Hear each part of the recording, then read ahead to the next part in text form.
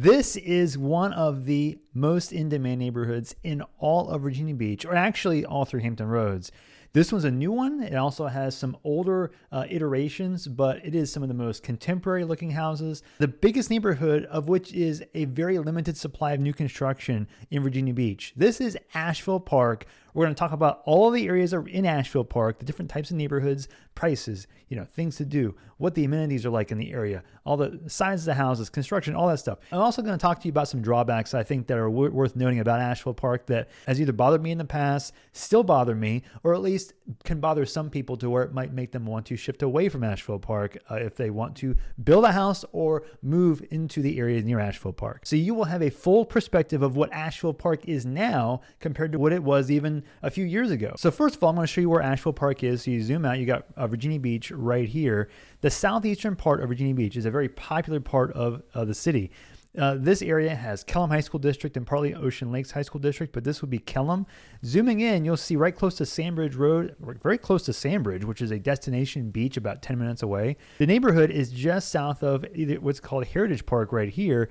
This is Ashville Park, all through here. The green space, and then also even closer to the main road of Princess Anne Road, this whole area here is all Ashville Park. Now, where this is located in relation to the rest of the city is interesting because if you zoom out, if you see that where Pungo is, this is the gateway to the country of Virginia Beach. Then down here further below that, a lot of septic tank systems, well systems, big custom houses, an acre, 2, 5, 10 acres or more, more, areas near creeks and water and just a whole country lifestyle. As you go cross over Indian River Road, going further north, you're really close to Ashville Park. When you turn in, it feels like you're on the edge of where the country and the suburbs change over. So this is kind of the right at the edge of the suburbia part of Virginia Beach. That allows for a lot of different positive things. For example, you're very close to country, of course. You're also close to lots of nice parks in the south part of Virginia Beach, but you're also close to a ton of shopping, a ton of, all the things you might want in a suburban area. You're nearby. And what you'll find is as you go further down south in Virginia Beach, you'll find the construction, the line of the suburbs and the country extends, but as that happens, the new construction is more contemporary, right? Just by default, houses built in 2000 will look different than houses built in 2022. This is the one spot you'll find the most concentration of newer houses that have been built or are being built.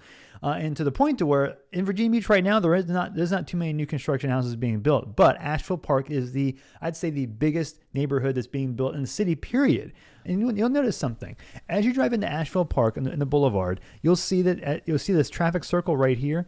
Well, going from one side to the other leads to different types of the neighborhood, different parts of it. And you have different construction and when those houses were built. And even going back to the back end, this is the new construction part of it where these houses are actually being built right now. And these areas have different names, different village names. One is Wilshire Village on this side.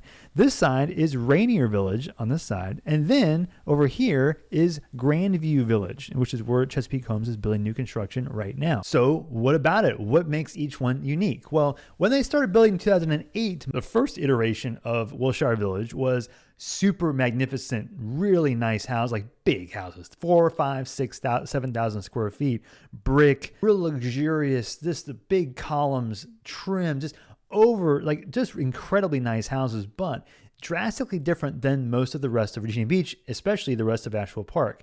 These houses now are starting anywhere from the low $1 million range up into closer to even 1.7, 1.8, and almost probably closer to $2 million at this point. These are just magnificent, huge houses, almost like this custom houses that you just really don't find in many other places in Virginia Beach. Now, that's part of Wilshire Village. The rest of it, these weren't as much all brick, for example. These were even not as large or magnificent per se. These are more like in the 3,000-4,000 square foot range, and 4 or 5 bedrooms. And a lot of them became vinyl because like 2012, 13, 14, you started seeing more houses like that. Now these, the rest in Wilshire, you could see them in the $900 to $1 million price range, but they're still nice, sizable houses. And around these other larger houses, it does help bring the values up. That's Wilshire Village. But if you go south into Rainier Village, these were even newer construction, where houses up into even 2019 were built in Rainier Village, where these were comparing to Wilshire Village, those lots are larger, half an acre, maybe even close to half an acre in a lot of different cases in Wilshire Village. But in Rainier Village, smaller houses, 25, 27, 2,800 square feet, 3,000 in some cases. But the lots are also smaller, maybe a third of an acre, a quarter of an acre. You notice that everything feels smaller and closer together. So as you drive through Rainier Village, even the houses, the streets, everything feels a bit smaller and everything's closer together. So these are going to be more in the 700 to 800 price range. Maybe again, you'll find some that are more than that. You'll find a lot of them in the $750,000, $775,000, and $800,000 price range in a little bit smaller size house. But they're newer, 2016, 17, 18, 19 in a lot of cases in Rainier Village. In Rainier Village, those newer ones, but the smaller lots and smaller houses, these are going to be anywhere from like the 700-800 price range. You'll see them kind of creep into the 8s now, but they're not going to be, again, the smaller houses, smaller lots. That's why you're paying less for them. But they also still feel very modern because they're some of the newest in the area, in the Ashville Park neighborhood. Now, zooming out, take that traffic circle around to the back part. This is Grandview Village, where it's like new houses, but they're mostly in the 3,000 to 4,000 square foot range again. They're getting bigger than they were in Rainier Village, but the lots are also larger too. You'll find some 15,000, 18,000 square feet, maybe half an acre, a third of an acre. You'll find some that are even larger than that, but you'll find even some that call them the estate lots in the back around Weston Loop. These are a bit larger, back up to no houses, that type of a thing, to where the lots are a little bit larger. You'll find some views of the pond. These cost a bit more than what you'd find in the rest of a Grandview, but you'll find, again, the point is that there are different sizes of lots and different places where you can build different models. Now, the prices in Grandview, these new construction, they start at $1 million. Now, when I say start, that's when you're buying the cheapest floor plan and you haven't even done anything to add upgrades or options. So really, when it comes down to it, and you buy your house and do all the things you want, you're probably talking closer to it to start with 1.15 or higher. You've got options even to do lot premiums for specific lots. So there's a lot there that can add to the cost. But for the most part, you're talking 1.15 range up into the 1.5, 6, and 7 range or higher, depending on which floor plan, which elevation, which options you want to pick. You can really deck these houses out, and they look fantastic. So you can deck them out and make them look really, really good. There's one model called the Concord that I think is the most popular in the neighborhood, that is also the model house. But you'll find, especially in Rainier Village and then, of course, in Grandview, is that these houses feel a lot more contemporary than you'll see in most parts of Virginia Beach, because there aren't that many houses that are being built that are new in Virginia Beach. So you're going to see those new, like the magazine style. The looks of the houses are very, very new looking. The black border windows, a lot of white houses. Floor plans are very open, but sometimes you'll find some that still have some compartmentalization because some open floor plans have kind of fallen out of style. So there's some really grand and nice floor plans, but also very functional. I do think there's a nice balance between open and functional room style. And of course, too, as you go into a place like Grandview, the back there, the lots are decent sized too, so you don't feel cramped up against everybody else. Now, one cool thing about Ashville Park, though, is it has a clubhouse and it has an HOA, right? So it's got a pool, it's got a basketball court, playground, a clubhouse, and plenty of walking trails, common areas through reaching the entire scope of Ashville Park. It's awesome. But the HOA is about $335-ish a month. That includes the clubhouse, it includes the pool, the common areas, the playgrounds, the basketball courts, all that stuff. It also includes something that I think is pretty controversial, which is, to me, it includes a cable package through Cox. There are not too many neighborhoods that have this type of setup, but there are some places where the association gotten into a contract with the local cable company, but they have an agreement to where for X amount of years, they will provide in the package. Problem I found in this is that, especially as cord cutting becomes more popular, these types of contracts are a lot less interesting. And so you find that you're buying into a neighborhood that has a contract with something you might not want. So that's, to me, like if I'm going to buy in a neighborhood that has an HOA, it bothers me that I'm paying for something that might not go to what I want it to. On the flip side, if you do get cable, the whole cable package, for example, and you want to use it, it might actually be beneficial. The neighborhood's so in demand that it hasn't really been a huge factor from what I've seen either. So that's just something, maybe it's me, like a gripe that I have. The essentials that you'll need mostly, if you go off Princess Anne Road right here, got multiple shopping centers. Sandbridge Commons is right next to Princess Anne and Sandbridge, right around the corner. That's Harris Teeter. It's a good Harris Teeter right there.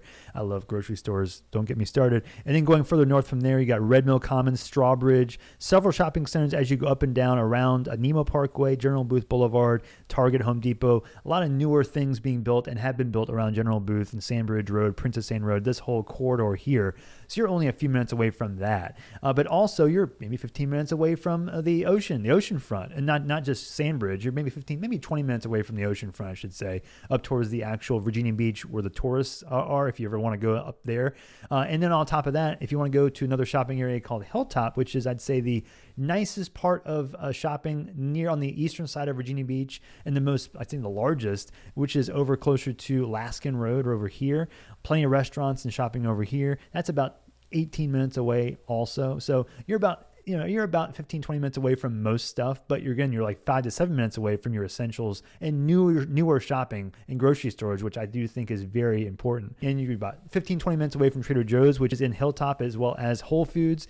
And now if you want to go to Costco, that's one of the drawbacks, I think, of being in Ashville Park is that you're about 30-ish minutes away, if not longer, to Costco. Costco is, if you zoom out, it's in Norfolk, closer to the interstate, but it's off of the interstate in Norfolk. So where are we going? There it is. There's Poplar Hall. There's Costco right there. If you're close to the interstate system, you're only about 10, 15 minutes away max in most parts of the area. But going from the interstate down from there to Ashville Park, now you're talking some distance down here. So it takes an extra 10, 15 minutes to get to most places in Norfolk if you're in a place like Ashville Park at the very minimum amount of time. So that's the annoying part about being in the area in that southeastern part. But other than that, there aren't too many things in the Ashville Park area or the region around the southeastern part of Virginia Beach that are like anywhere else in Virginia Beach. So if you want what Ashville Park has or the southeastern part of Virginia Beach has, this is really the only place that you can find it. And of course, the school districts. If you want Ashville Park, one of the reasons might be because of the school districts. You're in Princess Anne Elementary,